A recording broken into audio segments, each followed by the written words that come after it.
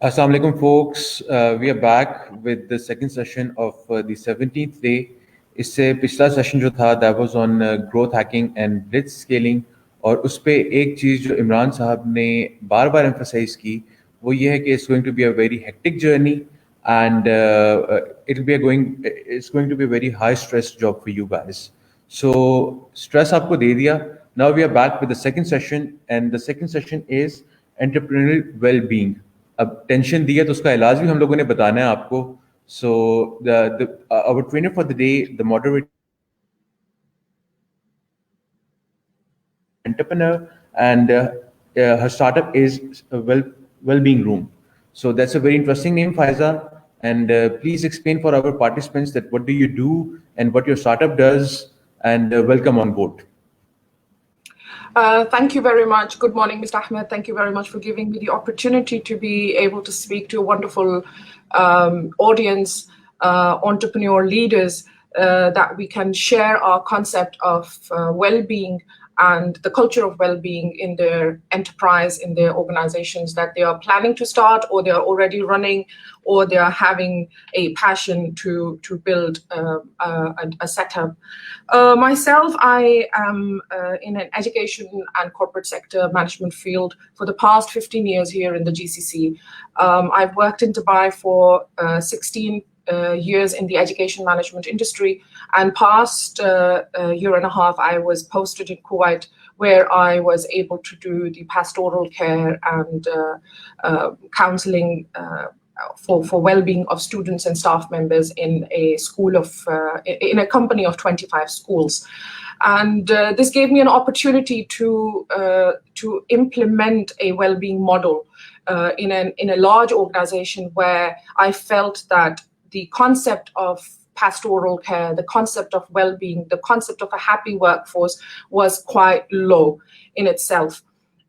So my whole idea of the well-being room startup is to bring in understanding and professional developments for all our entrepreneur leaders, different enterprises, be it small or medium-sized or a multinational, that where a happy workforce culture, a balanced workforce culture is extremely important. So that's all about myself, and when we are ready to start, I'll start with my presentation for your audience. Gigi, please start. We are live. All please right. Start. So before I jump into the entrepreneurship well-being concept, I would like to discuss a bit about different aspects of well-being in the past, in the present situation, and coming in the future, what we can aspire for. So, I mean, we all know, we all are working in some or the other related fields, and we all know that the number or the chart or the deadline is always the first priority. If we talk about customer service representations, the customer is supposed to be the king, and his happiness and his well-being is taken as the most priority. And I'm not denying that fact. That is not important. It's very important that you have to achieve certain targets and you have to achieve certain numbers in your given frame of time, or in your space where you're given a certain job task. But having a culture of well-being in your entrepreneur startup or in your enterprise is equally important as to what numbers and deadlines or charts you are referring or requiring from your workforce. Moving into the topic, I would first of all like to emphasize on an importance of a model. What is a model? Because when I was discussing this topic with a few members, I felt that the first thing that comes to the mind from the topic that it is in itself is a lot of financial input, a lot of trainings that are required, and a lot of money must be rolling in to give a well-being aspect. And I try to explain that no, it's not about financial input. It's about a cultural, a climate endorsement in your organization where the well-being becomes the thread. So just a quick review about you all are students of leadership. Just a quick about the institution run on model systems such as St. Gallen's model or Ken's model or Morrison's model, where companies, every member, every workforce member is taken as a stakeholder and is taken as a crucial part of the organization. And when you make well-being also a member of your model, of your organization's model, then it becomes a thread. It becomes a part of the thread. It becomes a system that is endorsed inside. It becomes a culture that is in everybody's day-to-day routine while they are at their workplace. So past, yes, I understand that when we specifically talk about Pakistan, I have lived in Pakistan for 22 years, and then I moved to GCC. I know that we are progressing in Pakistan. It's not that we are not progressing. We are progressing quite fast, quite rapidly, and I'm very proud of that seeing a country thriving so rapidly is amazing. But I do see that the gap between the number growth and the well-being growth is quite large. That vacuum needs to be bridged. That vacuum needs to be filled with some understanding of importance of well-being and types of well-being. What types of well-being are understood and are practiced, and what types of well-being are completely neglected. So that is where the well-being room or myself comes in, that to make all entrepreneurial leaders understand that it is extremely important to have this in your model.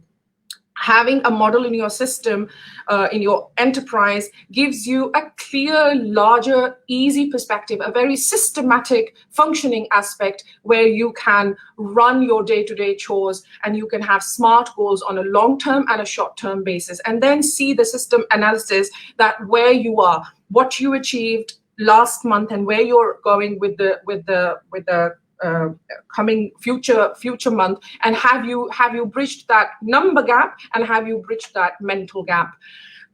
Let's jump into our highlights. Today we are going to explore the relationship between entrepreneurship and well-being. It's going to be an ongoing topic all through my presentation and my talk with you, that where I'm going to convince you, I'm going to bring that bridge that I talked about, that gap, that from the numbers to the growing numbers and the mental well-being. That gap has to be explored, and we need to understand the relationship between entrepreneurship and the well-being. Then we will definitely talk about what is well-being, because when we do not have an understanding that what is well-being, and then specifically what is entrepreneurial well-being, unless we don't understand that, we are not able to explore it completely. We are not able to explore it to its core values. We're not able to explore the real principles of well-being.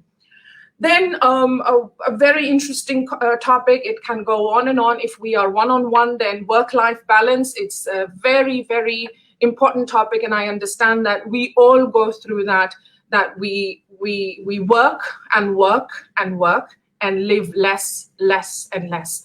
So we're going to talk about how we can achieve a work-life balance, and what does a corporate wellness program looks like. That when we talk about all of the explorations and we understand what is well-being, then how do we bring the corporate wellness program in our constitution, in our setup, in our system, whatever model we are following in our organization, that how can we bring that corporate wellness program? And then at the end, very importantly for any entrepreneur, for any businessman, for any leader, that if I'm bringing a well-being concept in my workplace, what impact will it give me?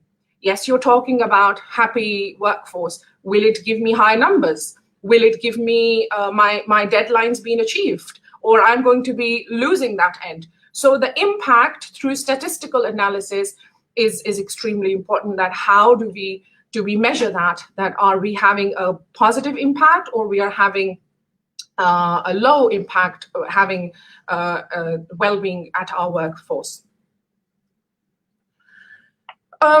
First of all, corporate responsibility. My very important hashtags are hashtag well-being, hashtag self-check, hashtag self-regulation.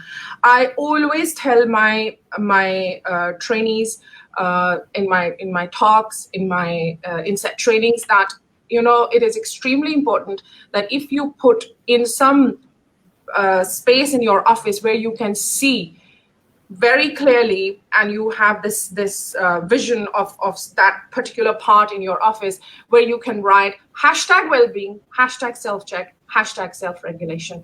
Because when you see something every single day, it becomes a part of you. It becomes an ingredient of your own system.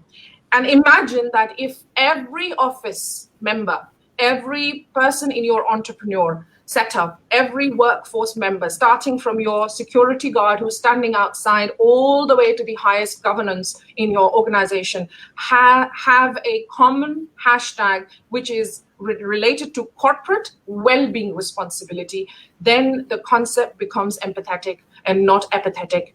So I always give tips to my listeners that, give yourself a vision of something. And when you vision yourself to that highest esteem level, you start living it.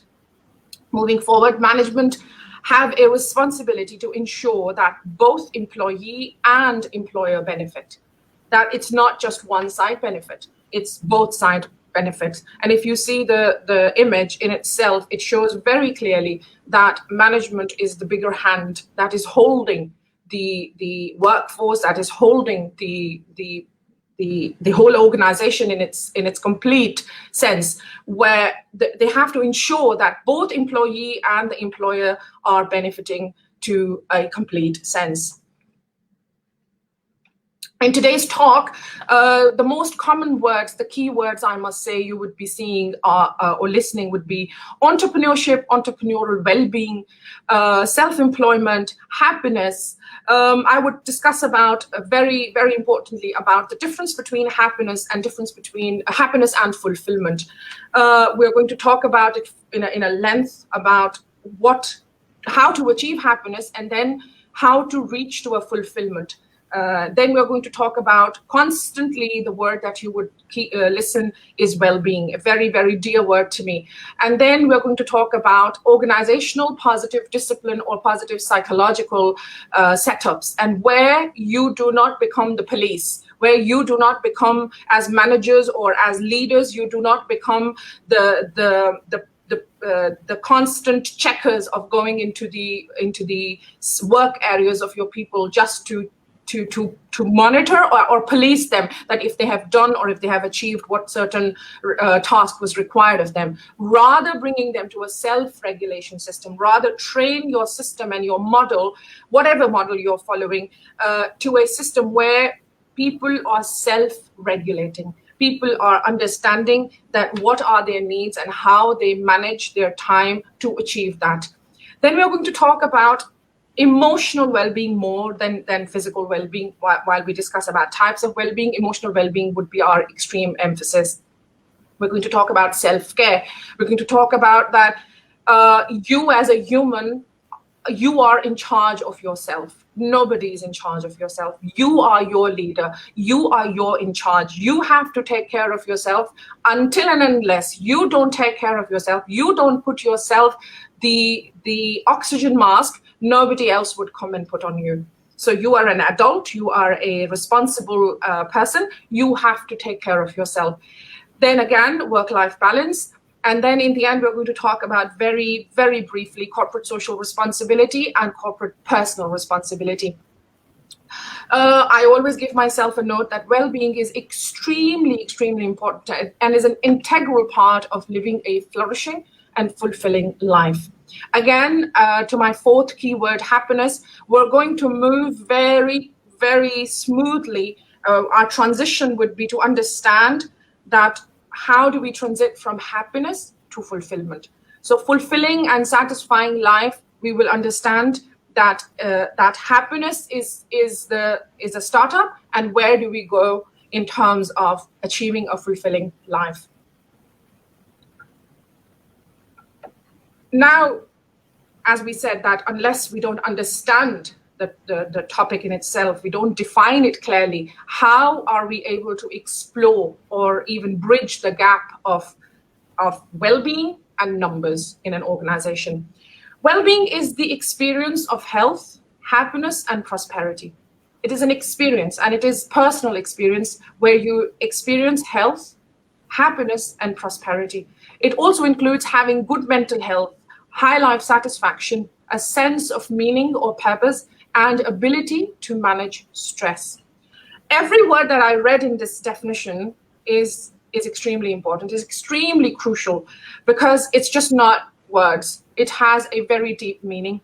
So experience of health, if we pick that, we all know the importance of health. We all live in a society in Pakistan where we grow from a very younghood to an old stage, and we all live in the common setups where our children are viewing, are witnessing adult members as grandfathers and great-grandfathers, seeing them deteriorating from their physical health towards a sick or an ill situation. So the children are basically experiencing it. It's very important that they have a hands-on. And we as adults have grown in that setup where we see that health deteriorates. Health is something that does not stay with you if you don't experience it and do not practice it in a healthy manner.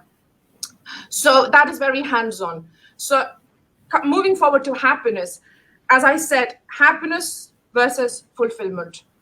Happiness is very short-term. Happiness can be very, very quick. It can come and it can go. It can touch you, it can be there with you, and then it can leave you. Fulfillment is long-term. Fulfillment is where you are satisfied inside, where you have achieved that equilibrium, that you are content. You are able to feel the importance of your surroundings, and you have achieved the understanding of your needs. You have measured your needs, that these are my needs, and this is where I'm content.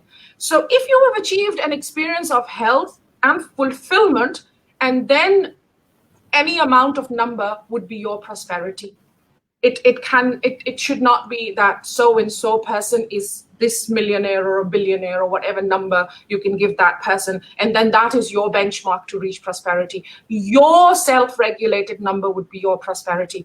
It also includes having good mental health, high life satisfaction. Again, high life satisfaction is attached to your fulfillment, where you have transited from happiness to fulfillment and a sense of meaning or purposeful life. And last point, very important, is the ability to manage stress. I understand at workforce we have a lot of stress, and it's ongoing. It's piling up. It's never that you're done with one stress level and then the next one would knock your door. It keeps coming in.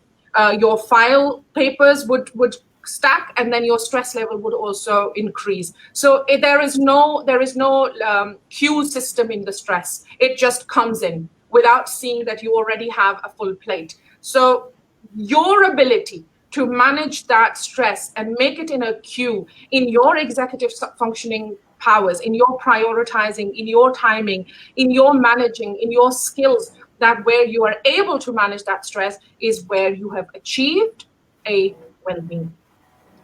Now, moving forward to entrepreneurial well-being, because we have to now sort of squeeze it down, make it more focused, that yes, we have understood well-being, that this is a sense of achievement in terms of fulfillment and contentment and a managing stress level.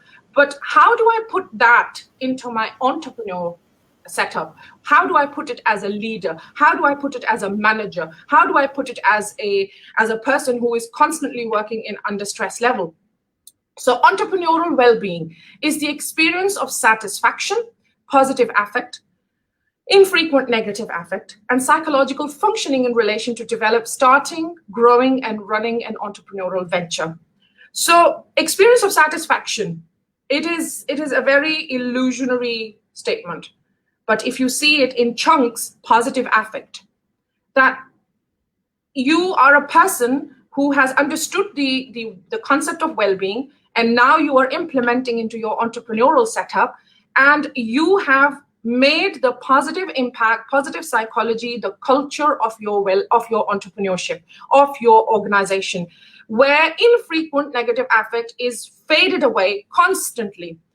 You have to see real essence on the word of infrequent. We cannot say minus negative affect, because negative is a constant proportion in our life. It comes constantly as stress levels come without knocking the door.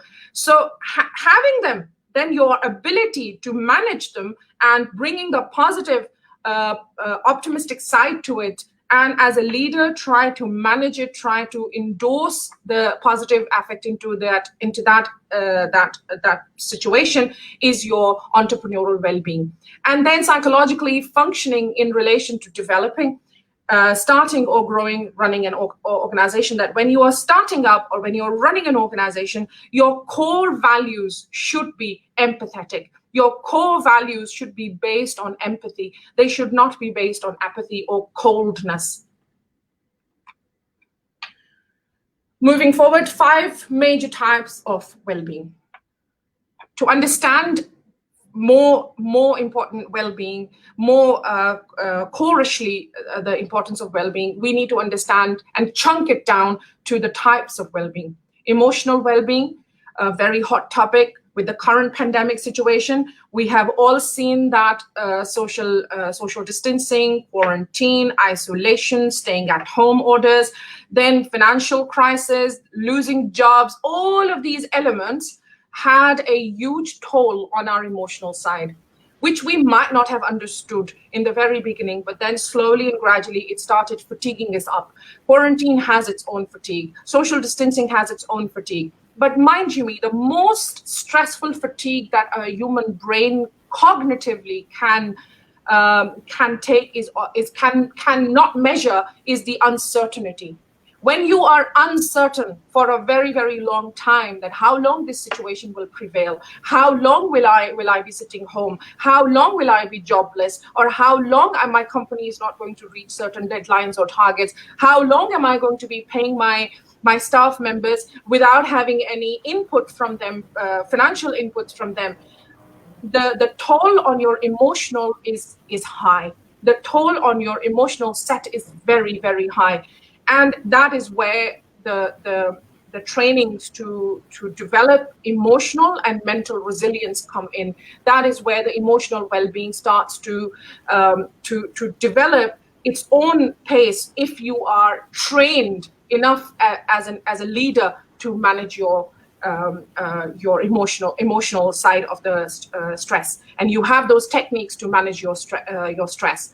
Having resilience, bouncing back from each situation is also a part of emotional well-being. Second type is physical well-being. We are very much aware of physical well-being. We are endorsed with physical well-being from the very, very younghood, as I discussed, that we are a society where we are a blessed society where we have our adults and we have our grandparents having to usually live with us in our setups, where we see the physical deterioration of the health, and we know the importance of the physical well-being. The ability to improve the functioning of your body through healthy eating and good exercise habits is very much endorsed in us. We as a society are given extreme amount of data where we are able to understand the importance of physical well-being. And now is the time that we create the bridge. We create fill that gap by talking about emotional side of the well-being, social well-being, workplace well-being, and societal well-being. Third type is social well-being. We, as humans, we all know, we have studied this quite a lot, that humans are social animals. We need to talk, we need to communicate, we need to be around people.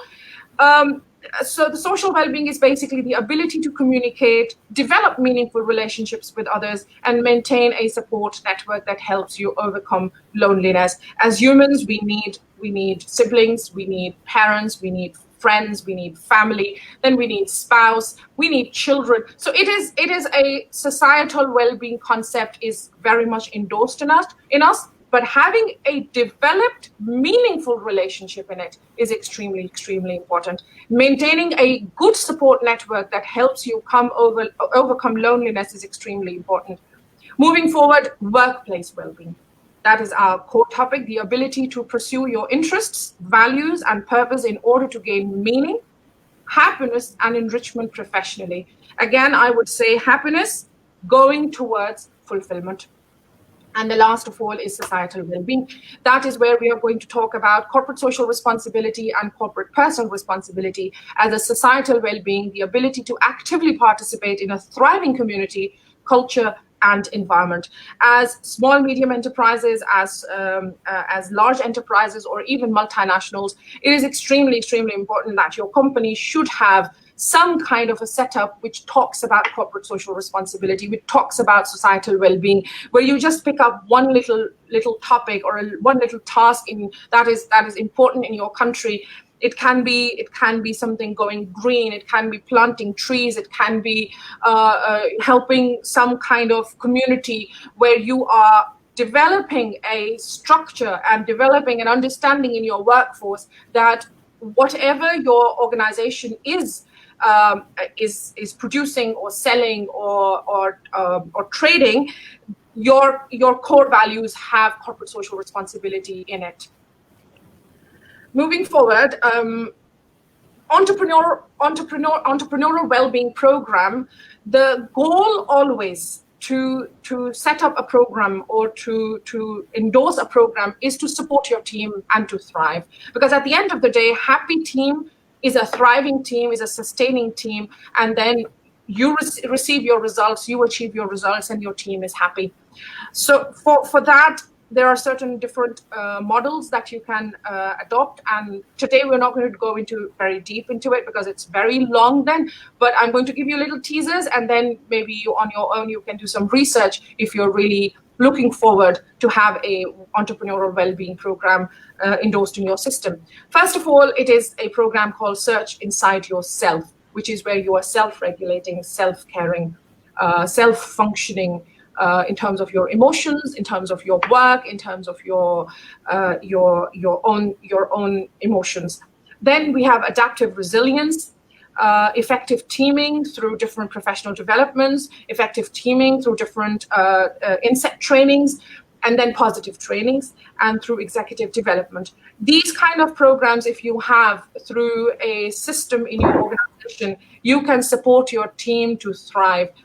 You can support your team to be happy, because eventually, if you have a happy team, if you have a happy workforce, your targets would be achieved. Always remember that if you have a happy team member, you have to put in less than having to get results out of that workforce. I would like to give you an example of a system where you have one of these programs or two of these programs in your thread. For example, you have a work member in your organization, and he or she is extremely thriving, extremely supportive, extremely always there when you want that person to be with you, and the numbers and the charts are constantly on a raise. And then all of a sudden there is a drop. If your system, if your entrepreneur program in your organization is not based on empathy, is not based on entrepreneurial well-being, the manager would probably pick the phone and ask that person to come down, and you will make him sit, and the straight up question would be that, hey man, I saw your numbers, where are they going? Why are we not achieving the results? What is the reason? I would like to know. So the focus is the numbers. The focus is the deadline. The focus is the charts. Now, a company which has empathy, a company which is based on empathy, the company which is based on on positive functioning, the manager would not pick the phone and call the person to his office. He would pick himself and he would go to his office and would go and sit down with him and say, hey man, what's up? What's going on? And then there you bridge that gap. There you start the conversation. And once you have asked the person that, how is he going? Is everything okay with him? Is everything okay in his family? Is everyone fine? Is his children okay? Is his parents okay? If that 2-minute conversation, and mind you me, the conversation does not take more than 2 minutes. It's not a long talk. It's a very small chit chat where you start up as an empathetic leader. That once you have bridged that gap, once you have done that, and then you say, because, I was just concerned. I was not worried. I was not mad. I was not angry. I was just concerned that there was a little drop. So I thought maybe something's wrong. Do you need help? Do you want me to support you in some way? Do you want some kind of a, support from my side? And then there you go. You bridged that gap. 98% that workforce member has already found a spot that he can speak in a safe zone. This is now a safe environment where he can speak openly and he can tell you without any judgments being passed at him that, yes, sir, or yes, boss, this is happening. I'm just trying to sort of manage these 2-3 things. And there you go. You're like, fine, you need some personal time. You need to go for 2 or 3 hours and then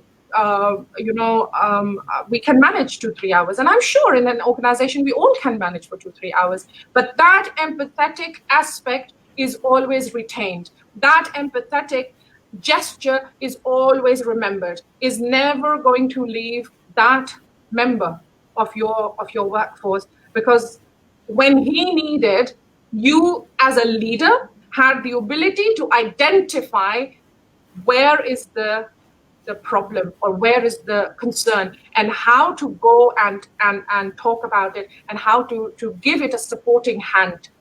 So having these kind of systems in your place, having empathy in your place and not coldness and not apathy is extremely important. And moving forward from the past to present and then the very near future, because with the current situation, the future is not 20 years. It's probably 20 days. We don't really know how it is unfolding itself, unpacking itself.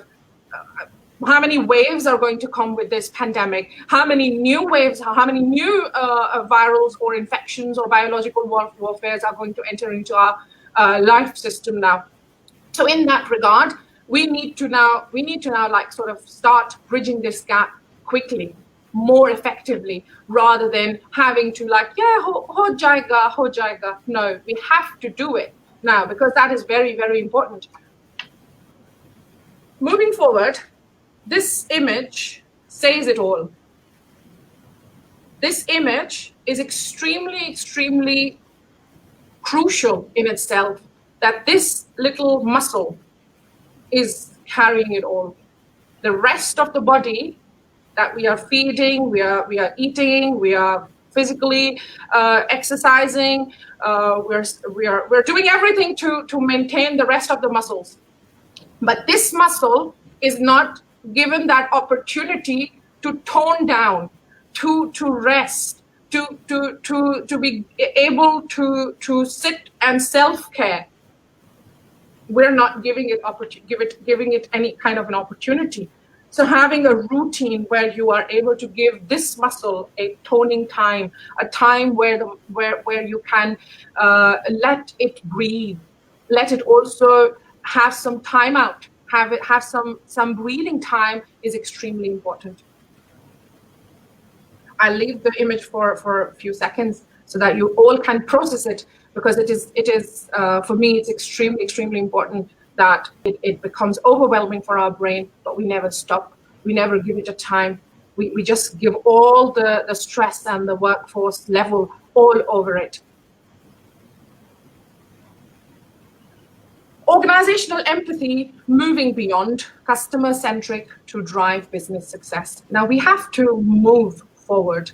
For a very long time, organizational empathy was only based on customer-centric, customer-oriented. And as I said, it's not unimportant. It's very important to have a customer-centric approach. It's very important to have drive business school success, but importance of well-being is also important.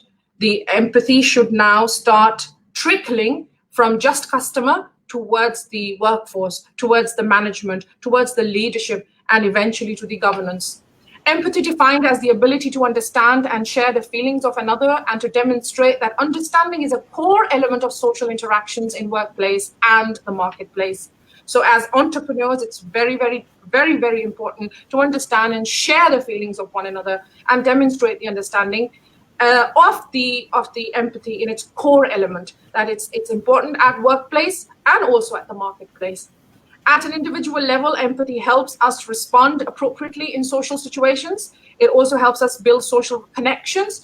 It also supports emotional regulations and encourage us to help others. So the more understanding of well-being in itself you have, the more, as at an individual level, empathetic you are, the more response of your actions towards any kind of social situation, towards any kind of stress situation is more appropriate. You are able to build social connections more strongly and more appropriately.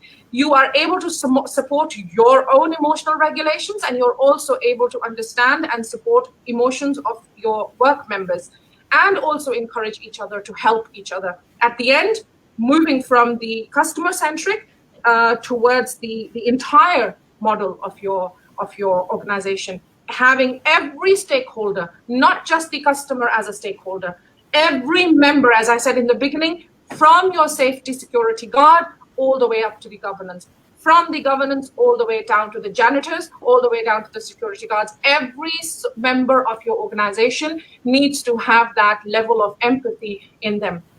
I would like to just quickly give a little example. When I went to Kuwait last year, I saw that there were a lot of janitors in the organization, about 150 janitors moving around. But they were all over the place, but they were like shadows. Nobody would bother about them. Nobody knew that what are their names, who are they. We were a team of about 600 teachers, 600 organizational members, but 150 were around you in some blue kind of uniforms, but nobody knows them. Nobody knows they're sitting either in front of the toilet rooms or they're sitting in front of the store rooms, and their job is just to keep jotting down the names, who is going in and who is going out. Because eventually, I understand from the entrepreneurial model, they have kept a large number of these helpers, and it's very nice that they are able to give them salaries per month. But on an emotional, on a personal level, what are they gaining being into an organization? Are they given that kind of support? Are they given that kind of identity in the organization? And I started to go and ask their names. And when I would ask their names, you wouldn't believe that they are working in that organization for the past 10 years, 8 years, 9 years. I would say, hey, what's your name? And she would look at me in a shock, that why am I asking their names? Am I in trouble? I said, no, you're not in trouble. I just want to know your name, because I don't like to call you like, hey you, come here, hey blue lady. No, I don't want that, because that was a common practice. Nobody wanted to learn 150 names. Everybody was so much into their own work stress and their own targets that they don't want to learn another extra 150 names. I took simple masking tape and I posted their names on their shirts in front where we all can see. Kumari, Rani, Rano, all of these 150 old-aged women who are working for their families back home, probably in India, Bangladesh, Pakistan, Afghanistan, all places they were there for. And nobody had ever asked their name.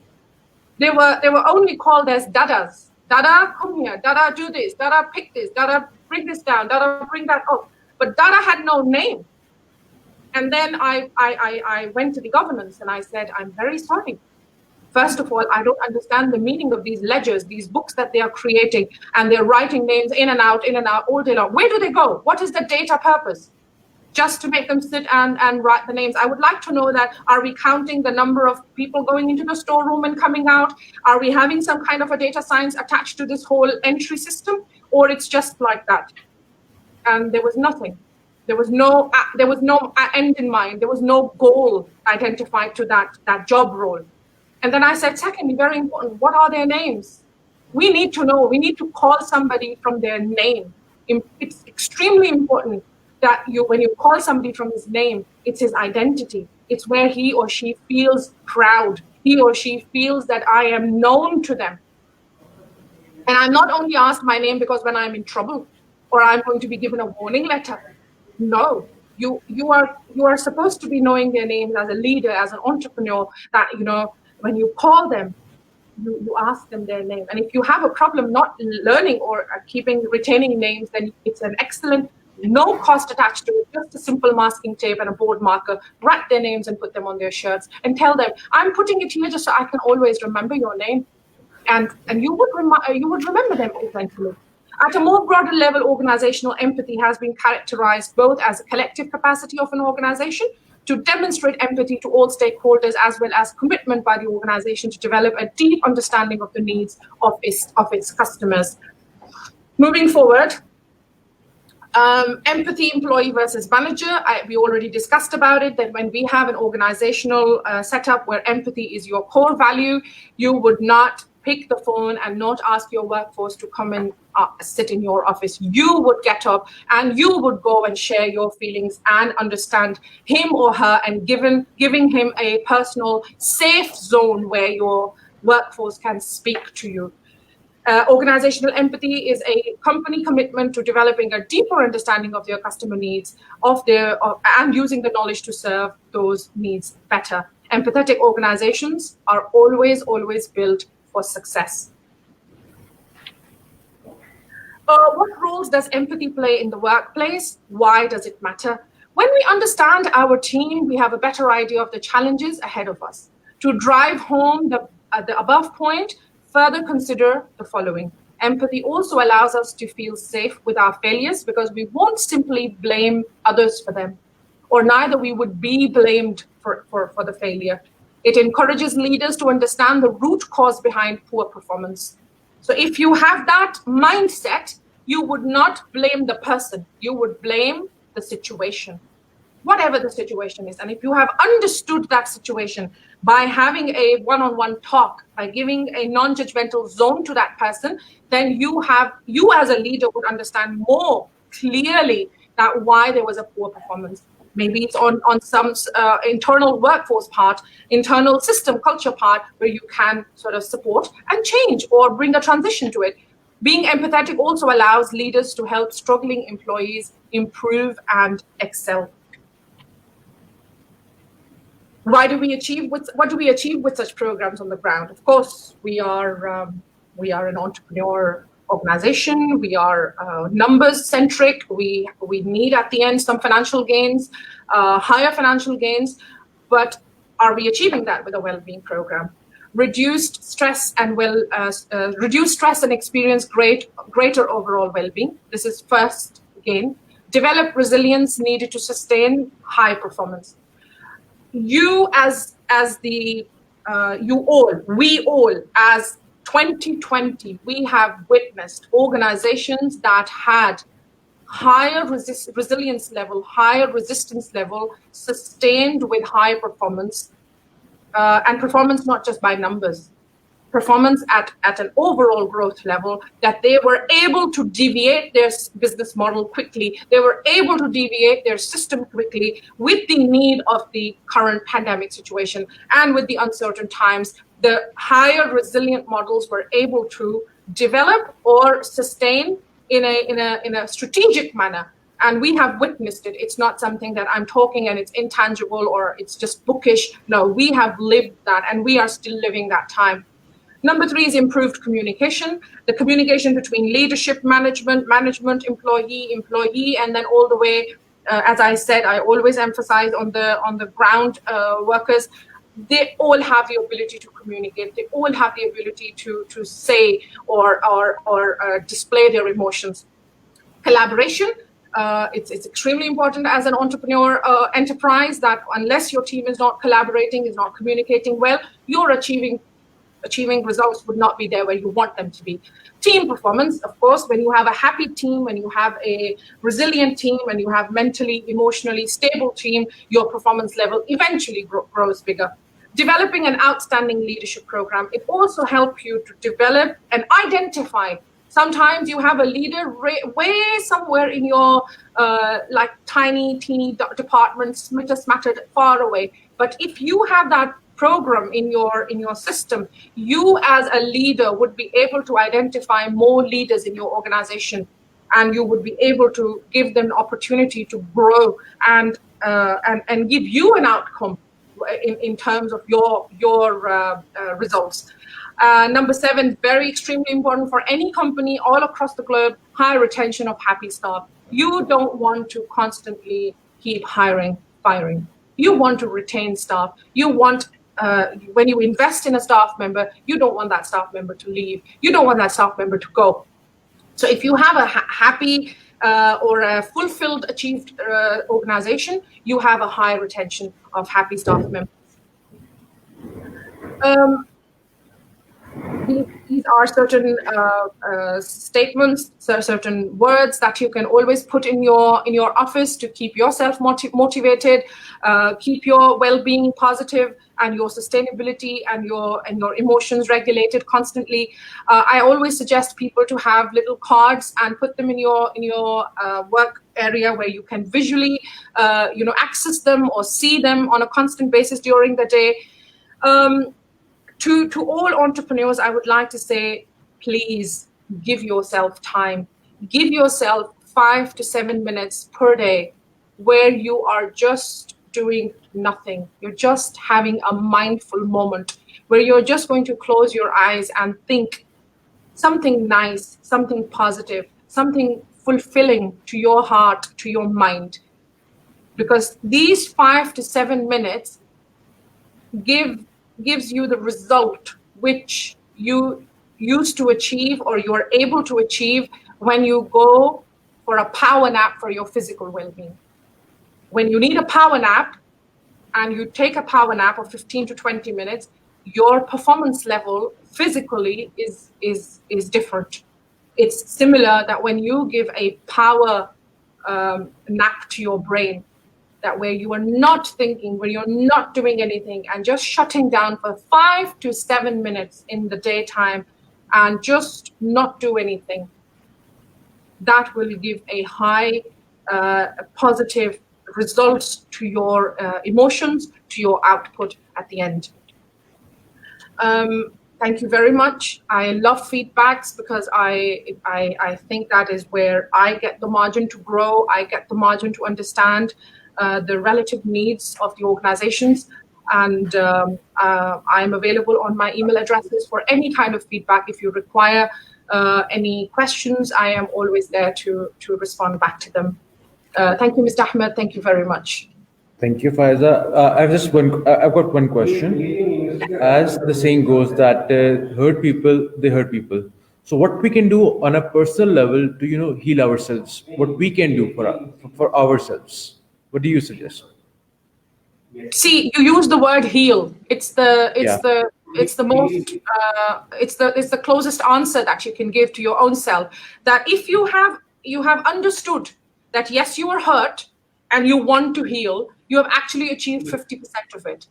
But if you've not understood that, you are in a part where you are in a denial that no, nothing is wrong, everything is fine, and you are not identifying that you are hurt, then you haven't achieved that. So 50% of the achievement is already done, where you have identified that you are hurt and you have identified that you get healed. And then once there is a will there. So once you have achieved that, then of course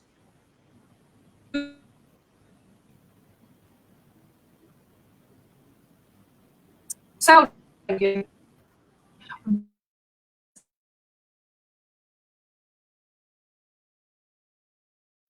Is it my family? Is it on the cost of my health? Because see, in laws,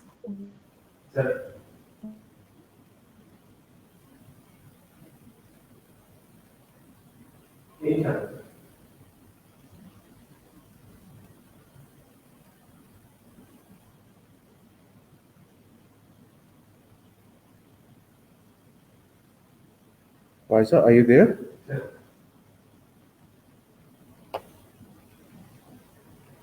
Faiza, can you hear me? Guys, I think we have lost Faiza. So if you have any questions, please write to us. We'll pass on your questions to her, and then we'll pass on the answers, her answers to you. Thank you very much for being with us, Faiza. I don't think you can hear us, but thank you very much for sharing your knowledge. It was a very good session, a wonderful session, and I hope that our participants learned a lot from what you shared. Thank you, guys. Signing out. Allah Hafiz.